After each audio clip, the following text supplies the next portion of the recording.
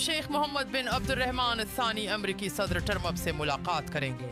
موضوعات میں اسرائیلی حملے کی مذمت، غزہ سیز فائر اور یرغمالیوں کی رہائی شامل ہیں۔ حکومت نے IMF سے اسلام آباد میں میونسپل ٹیکس کی اجازت مانگی تاکہ 213 ارب روپے لاگت والے جناح میڈیکل کمپلیکس کے لیے فنڈز مل سکیں۔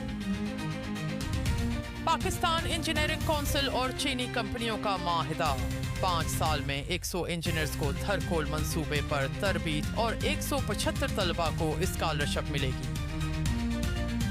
وزیر اعظم نے سیلاب زدہ علاقوں میں 1 ماہ کے لیے بجلی بل معاف کرنے پر IMF سے بات کرنے کی ہدایت دی۔